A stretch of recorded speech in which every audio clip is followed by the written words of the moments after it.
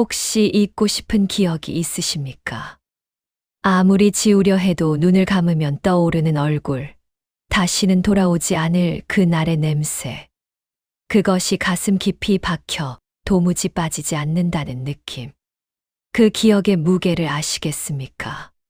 조선 땅 어느 산자락에 그 기억들만 모아 사는 도깨비가 하나 있었습니다.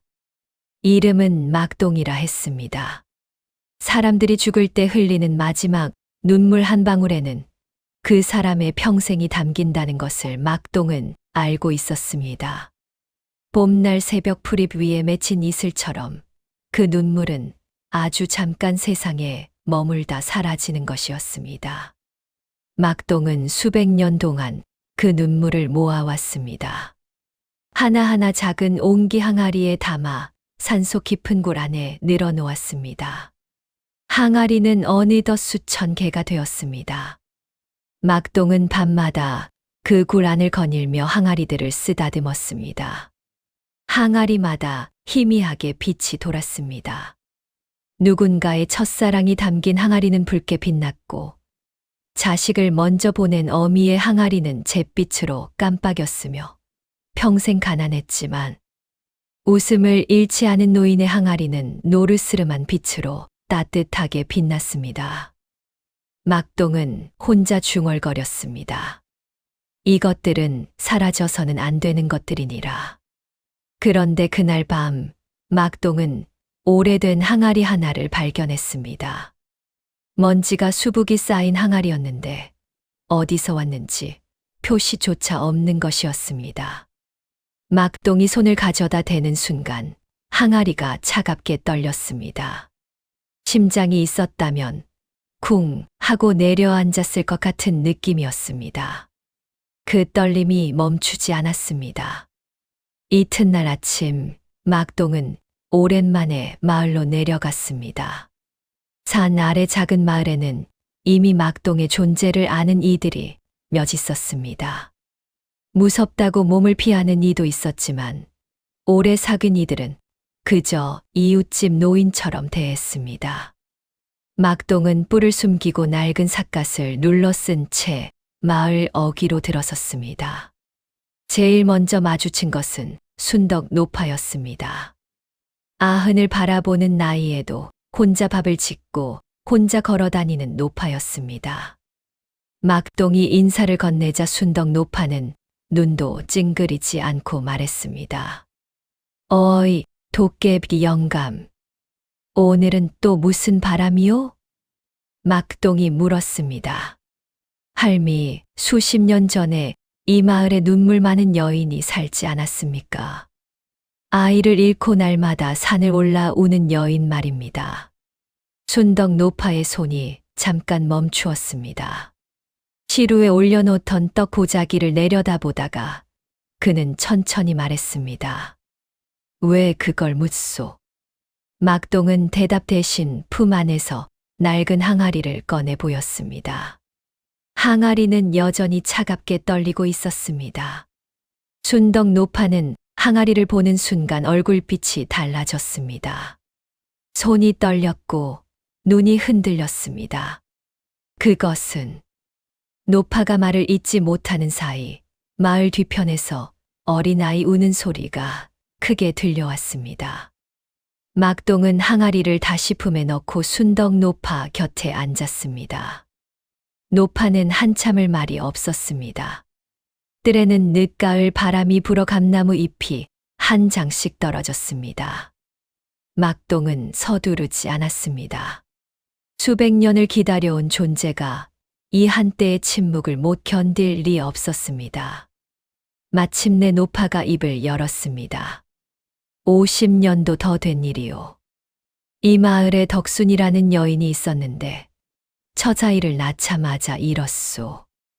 아이 아비도 그해 겨울 역병으로 갔고 덕순이는 그 뒤로 날마다 뒷산을 올라 울었소.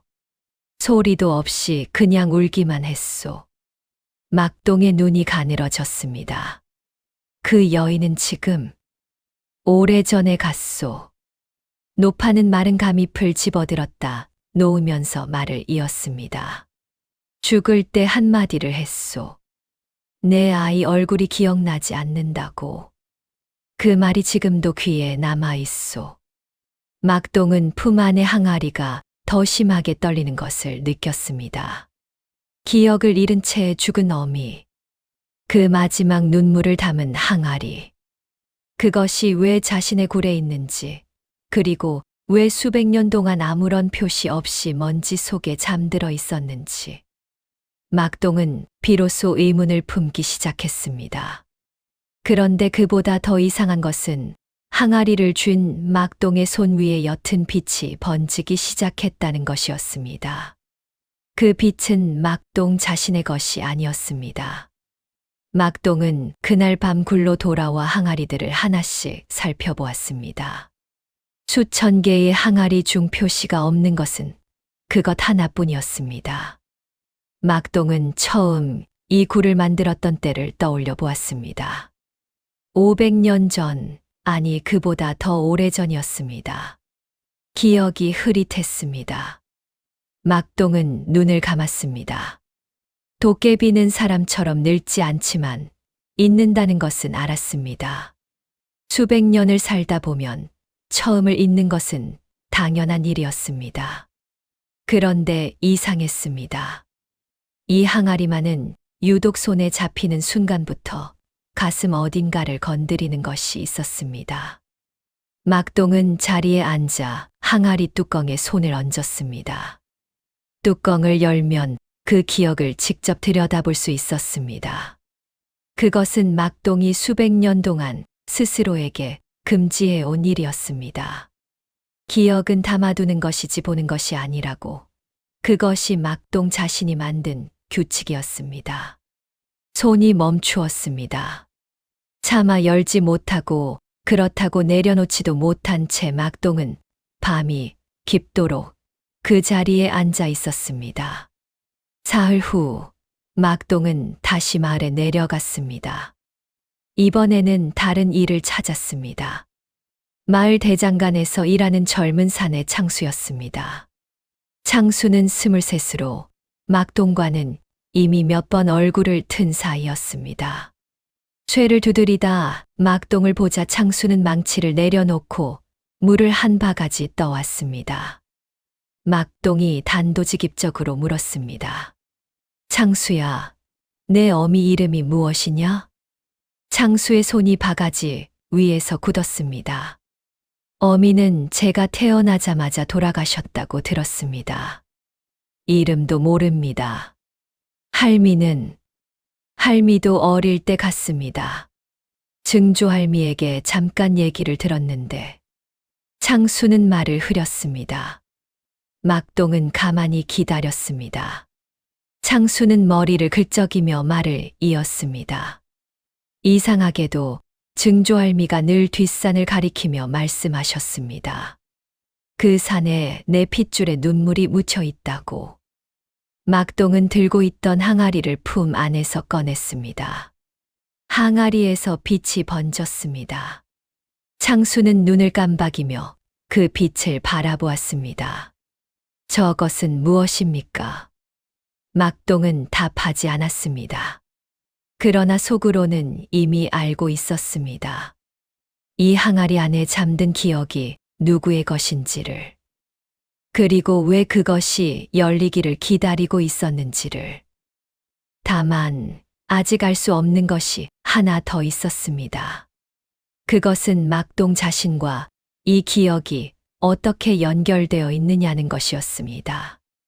막동은 창수에게 항아리를 보여주었지만 내용은 말하지 않았습니다.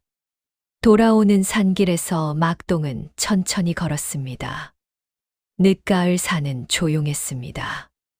낙엽이 발밑에서 바스러지는 소리만 났습니다. 막동은 그 소리를 들으면서 문득 자신이 이 산에서 처음 눈을 떴을 때를 떠올리려 했습니다. 떠오르지 않았습니다. 도깨비가 어디서 생겨나는지는 제각각이었습니다. 오래된 몽당빛 자루가 도깨비가 되기도 하고 버려진 부엌칼이 도깨비가 되기도 했습니다. 막동은 자신이 무엇이었는지 기억하지 못했습니다. 그것은 너무 오래전 일이었고 도깨비들도 자신의 탄생은 흐릿하게 잊어버리는 법이었습니다. 막동은 한 그루 오래된 소나무 아래 앉았습니다. 나무는 비바람에 깎여 허리가 구불구불했지만 아직 꺾이지 않고 서 있었습니다. 막동은 그 나무를 오래 바라보았습니다. 그리고 항아리를 꺼냈습니다. 손이 뚜껑 위에서 한참을 머물렀습니다. 이번에는 열릴 것 같았습니다. 막동의 손가락이 뚜껑 틈새에 걸렸고 숨을 들이켰을 때 산 위 어딘가에서 아이 울음소리가 들려왔습니다. 막동은 손을 거두었습니다. 울음소리는 멎지 않았습니다. 울음소리를 따라 막동이 찾아간 곳은 산 중턱 바위 뒤였습니다. 거기에 작은 아이가 웅크리고 있었습니다. 7살쯤 되었을까 맨발에 저고리는 찢겨 있었습니다. 막동이 다가가자 아이는 움츠러들었지만 도망치지는 않았습니다. 눈이 빨개 부어 있었습니다. 막동이 낮은 목소리로 말했습니다. 왜 혼자 울고 있느냐? 아이는 입술을 꽉 다물었다가 말했습니다. 어미가 없어졌습니다. 막동은 아이 옆에 쭈그려 앉았습니다. 어디 갔느냐? 모릅니다. 아침에 일어나니 없었습니다. 아이는 다시 눈물을 쏟았습니다. 소리 없이 그냥 흘렸습니다. 막동은 그 눈물을 보다가 가슴이 덜컥했습니다. 소리 없이 흘리는 눈물. 덕순이가 산을 올라오는 모습을 순덕 노파가 묘사할 때도 그리 말했습니다. 소리도 없이 그냥 울기만 했다고. 막동은 아이를 바라보았습니다. 이름이 무엇이냐? 복내입니다. 성은? 아이는 고개를 저었습니다. 모른다는 뜻이었습니다. 막동은 품 안의 항아리가 다시 떨리는 것을 느꼈습니다. 이번에는 아까보다 훨씬 크게 떨렸습니다. 막동은 항아리를 꺼내지 않았습니다. 다만 한 가지를 직감했습니다. 이 아이와 그 기억이 연결되어 있다는 것을. 그리고 어쩌면 자신도. 막동은 복례를 데리고 산을 내려와 창수에게 맡겼습니다. 창수는 처음에는 당황했지만 아이의 얼굴을 보는 순간 이상하게 눈이 흔들렸습니다. 그는 아무 말 없이 아이를 안으로 들였습니다. 막동은 그것을 보며 고개를 끄덕였습니다. 혈육은 말보다 먼저 안다는 것을 막동은 수백 년 동안 사람들을 보며 알고 있었습니다. 그날 밤 막동은 굴로 돌아와 항아리 앞에 앉았습니다. 굴 안에 수천 개 항아리들이 저마다의 빛을 내며 흔들렸습니다. 막동은 오랫동안 그 빛들을 바라보았습니다. 그리고 생각했습니다. 이 기억들을 모으면서 나는 무엇을 지키려 했는가? 사라지면 안 된다고 했는데 정작 내 손 안에서 잠들어 버린 기억들이 쓰임을 찾지 못했다면 그것이 지킴인가 아니면 가둠인가? 막동은 처음으로 자신의 행위를 의심했습니다. 수백 년 만에 처음이었습니다. 항아리들의 빛이 일제히 흔들렸습니다. 마치 대답이라도 하는 것처럼. 막동은 다음 날 새벽 뚜껑을 열기로 결심했습니다. 굴 안에 혼자 앉아 항아리를 무릎 위에 올려놓고 손을 뚜껑에 얹었습니다. 바깥에서는 이른 새벽 새소리가 들렸습니다. 막동은 숨을 고르고 천천히 뚜껑을 들었습니다. 빛이 쏟아졌습니다. 눈이 멀 것 같은 빛이 아니라 새벽 안개처럼 은은하게 번지는 빛이었습니다. 막동의 눈앞에 어떤 장면이 떠올랐습니다. 조각조각 끊어진 장면들이었습니다. 갓난아이, 새벽 찬 공기, 아이를 안은 두 팔. 그 팔은 여인의 팔이 아니었습니다. 뭔가 다른 낯설지 않은 팔이었습니다. 낡은 쌀이 빗자루 하나. 바람 속에서 쓸리고 또 쓸리다 부러진 빗자루. 막동은 그 장면을 보다가 멈추었습니다. 빗자루. 막동 자신이 무엇이었는지 그 오래된 기억이 조각으로 떠올랐습니다. 덕순이의 집 부엌에서 날마다 바닥을 쓸던 쌀이 빗자루. 부러지기 전까지 아이를 낳고 날마다 울던 어미의 곁에 있었던. 막동은 항아리를 내려놓았습니다. 손이 떨렸습니다. 막동은 굴 밖으로 나와 한참을 앉아 있었습니다. 산 아래에서 아침밥 짓는 연기가 피어올랐습니다. 막동은 그 연기를 바라보았습니다. 눈이 뜨겁지는 않았습니다. 도깨비는 울지 않으니까. 그러나 가슴 어딘가에 오래된 것이 풀리는 느낌이 있었습니다. 꽁꽁 묶여있던 실매듭이 한 올 한 올 느슨해지는 것 같은 느낌이었습니다. 덕순이가 날마다 울었던 이유를 막동은 이제 알았습니다. 아이를 잃은 슬픔뿐만이 아니었습니다. 덕순이는 아이를 낳던 날 새벽 아이를 안아주지 못했습니다. 너무 힘이 빠져 그냥 쓰러져 버렸습니다. 아이를 안은 것은 산파였고 옆에서 그 장면을 본 것은 부엌에서 바람에 밀려 방으로 굴러들어온 쌀이 빗자루였습니다. 그 빗자루가 막동이 된 것이었습니다. 막동은 덕순이의 마지막 눈물을 직접 주운 것이 아니었습니다. 덕순이가 죽을 때 그 눈물이 저절로 막동의 굴을 찾아온 것이었습니다. 사람의 기억이 제 곁에 있었던 존재를 찾아가는 것처럼 막동은 오래된 소나무를 다시 바라보았습니다. 구불구불하지만 꺾이지 않은 나무. 수백 년을 이 자리에서 막동은 항아리를 들고 창수의 집으로 갔습니다. 창수는 마당에서 복내에게 밥을 먹이고 있었습니다. 복내는 어젯밤보다 눈이 덜 부어 있었습니다. 막동이 오는 것을 보자 창수는 일어섰습니다. 막동이 말했습니다. 이 아이 어미는 돌아오지 않을 것이니라. 창수의 얼굴이 굳었습니다. 복내는 고개를 숙였습니다. 막동은 항아리를 창수에게 내밀었습니다. 대신 이것을 주마. 이 안에 이 아이의 증조할미의 기억이 담겨 있느니라. 아이 얼굴을 기억하지 못한다고 울며 간 어미의 마지막 눈물이. 창수가 조심스럽게 항아리를 받았습니다. 손에 닿자마자 따뜻해지는 것을 느꼈습니다. 막동이 말을 이었습니다. 열면 보일 것이니라. 그것이 무엇인지는 내가 알게 될 것이다. 복내가 고개를 들어 막동을 바라보았습니다. 작은 목소리로 물었습니다. 도깨비 어른은 슬프지 않으십니까?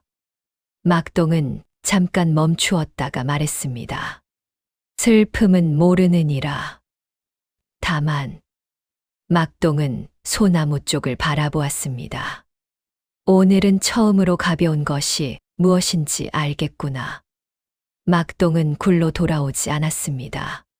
산 중턱 오래된 소나무 아래에 앉아 해가 지는 것을 바라보았습니다. 노을이 산을 붉게 물들였습니다. 수천 개의 항아리가 굴 안에서 제 빛을 내며 기다리고 있었지만 막동은 서두르지 않았습니다. 그때 백발노인 하나가 나타났습니다. 산신령이라 해도 좋을 오래된 기운을 가진 노인이었습니다. 노인은 막동 옆에 앉으며 말했습니다. 수백 년 만에 처음으로 항아리를 열었다고. 막동이 대답했습니다. 알고 있었습니까? 노인이 웃었습니다. 기억을 지키는 것과 기억을 살리는 것은 다른 일이지. 너는 오늘 처음으로 기억을 살렸느니라. 막동은 대답하지 않았습니다. 다만 손을 펼쳐 노을빛을 받아보았습니다. 빗자루이던 시절의 자신을 기억했습니다. 날마다 바닥을 쓸던 일. 우는 어미 곁에서 아무것도 해줄 수 없었던 일. 그리고 수백 년 동안 기억들을 모아온 일이 어쩌면 그 무력함을 잊지 않으려는 몸부림이었을지도 모른다는 것을. 노인이 일어서며 말했습니다. 이제 어떻게 할 것이냐? 막동은 굴 쪽을 돌아보았습니다. 수천 개의 항아리, 각자의 빛, 각자의 무게. 막동은 천천히 일어섰습니다. 하나씩 찾아줘야겠습니다. 닿아야 할 사람에게. 노인은 아무 말 없이 사라졌습니다. 산에는 바람이 불었고 소나무는 구불구불한 허리로 그 바람을 받았습니다. 꺾이지 않은 채. 막동은 굴을 향해 걸었습니다. 이번에는 발걸음이 달랐습니다. 수백 년 동안 혼자 모아온 기억들을 이제 하나씩 세상으로 돌려보낼 시간이었습니다. 혹시 이 막동처럼 오래 붙들고만 있었던 마음이 있지는 않으십니까? 내려놓지 못해 가슴 어딘가 차갑게 떨리는 것이. 기억을 지키는 것과 기억을 살리는 것, 그 차이를 아시겠습니까? 이 이야기가 마음에 남으셨다면 지혜의 등불 채널을 구독해 두시면 다음 이야기도 함께 하실 수 있습니다.